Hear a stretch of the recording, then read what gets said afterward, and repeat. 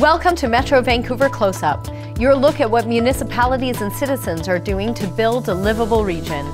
Small loads of clean wood from construction sites must now be composted instead of going to landfill. It's one of the Metro Vancouver policies that municipalities have supported. Green building construction techniques have also advanced, in large part due to the joint effort of industry and civic leaders. Come on in. The Centre for Interactive Research on Sustainability, or SURCHARGE as it's known, is housed in a state-of-the-art building at the University of British Columbia. So this is our sewage treatment plant. Again, it was designed to be really prominent in the building. The SURCHARGE building is toured frequently. So the water from here we use for landscape irrigation. We have a green roof, which we'll show you. So we irrigate that, and we flush the toilets with that. Today's group is attending Building Lasting Change, the Canada Green Building Council's national convention. The City of Vancouver's Greenest City initiative is the subject of a well-attended workshop. We take a very strong approach in our Greenest City work that failure is actually success. It's good for us to share the challenges that we're having. Of course, we're happy to share the things that are working, but we find that we learn the most when we're able to dive into the pieces that we're challenged by, and you may also be challenged by, and may have some collective solutions to bring to bear.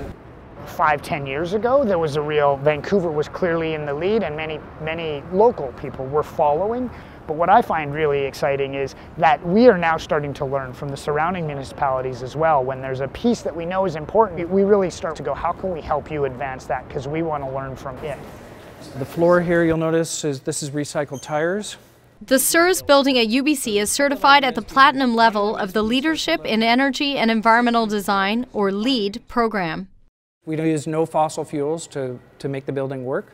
The only building that actually has air conditioning is the lecture hall, just because it's hard to cool 450 people in the same room.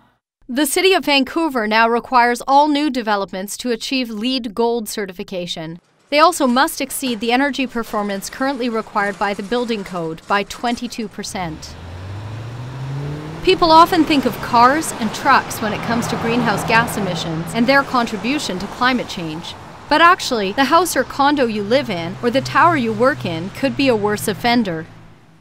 Buildings are one of the largest contributors to carbon emissions in Canada. In the city of Vancouver alone, 56% of all carbon emission comes from buildings and homes. Climate change is accelerating, we all know it, and buildings last a long time. So the decisions we make today, they will determine our carbon future.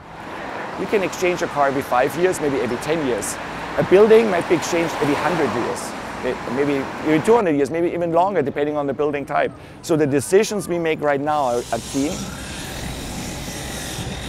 People will say we shouldn't be doing anymore, or we shouldn't do it yet, it's too hard or too complex, it costs too much money. The evidence exists that it's not, and I think you just have to get on with it.